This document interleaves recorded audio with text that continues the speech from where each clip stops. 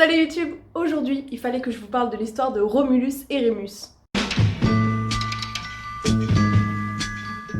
Selon la légende, Romulus et Rémus sont donc deux frères jumeaux, fils de la Vestale Rhéacilia et du dieu Mars. Ils auraient été abandonnés dans un panier sur le Tibre par ordre de leur grand-oncle Annulus, qui aurait lui-même dépossédé leur grand-père Numitor de son royaume et de son trône d'Albe la Longue.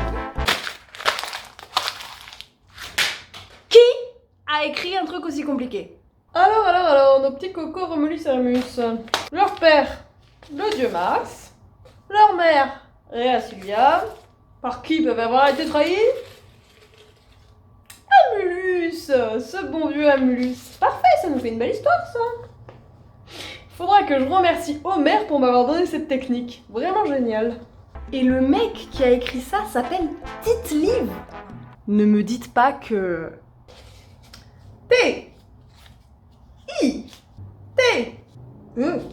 Tite. Ça ira.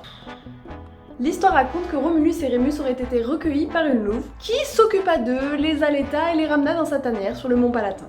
S'il y a bien une chose que j'ai retenue de mes cours de latin du collège, et Dieu sait que j'ai retenu peu de choses de ces cours, c'est que le mot louve est tiré du mot lupa qui a en réalité deux significations. La première est plutôt connue, c'est le mot louve comme il a été traduit dans beaucoup de versions historiques. Le problème, c'est la deuxième signification. Lupa, ça veut aussi dire pute. Oui, pute. Maintenant, refaites-vous l'histoire, avec l'allaitement, tout ça, en imaginant le fait que ce soit une prostituée. Ah, tout de suite, ça donne une toute autre version de l'histoire, je vous l'accorde. Hein.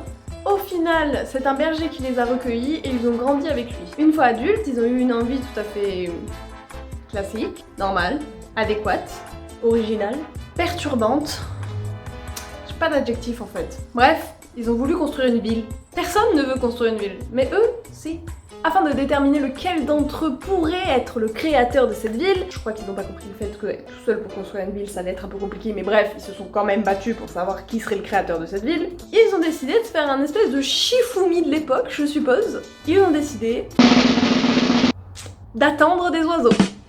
Ils sont allés chacun sur une colline, attendre des oiseaux. Je me dis en période migratoire ça doit être un peu chiant. 75, 576, 577, 664.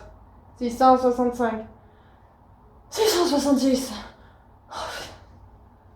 Et même au contraire, imaginons que ce soit une région où il n'y a pas trop d'oiseaux.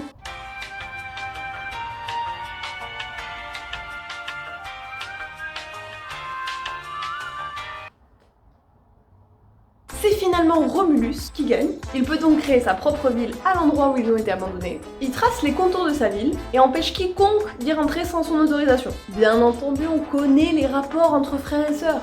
C'était évident ce qui allait se passer. Pour une fois. Parce que d'habitude c'est hyper chiant, c'est hyper long, on comprend rien, mais là c'était plutôt logique. Ça à la limite là? Ok, très bien. Non, je rigole. Non, je rigole, regarde. Eh, tant que je passe pas les pieds, ça compte pas. Vas-y, je t'attends. Je suis sur la ligne, hein. Allez, viens. Je t'attends.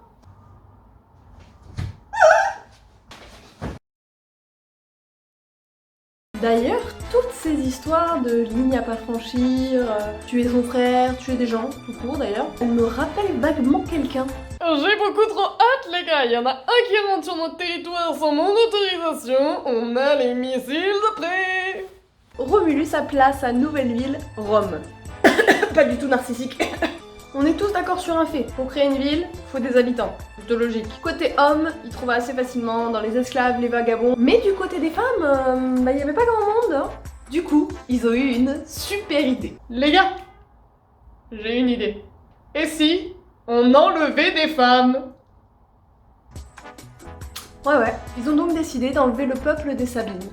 Ils les ont donc toutes enlevées, sauf une qu'ils ont enlevée par erreur. C'est-à-dire enlevée par erreur. Ça veut dire que tout le monde c'est ok, mais la dernière... Bon, l'enlèvement s'est plutôt bien passé. On fait l'appel maintenant pour savoir s'il manque personne. Sabine? Excusez-moi Romulus, Oui? est-ce qu'il y aurait pas un problème? C'est-à-dire? Non, mais vis-à-vis des Sabines, tout ça... Sabine? Moi du coup c'est Estelle. crois que vous vous êtes trompé. Oh putain.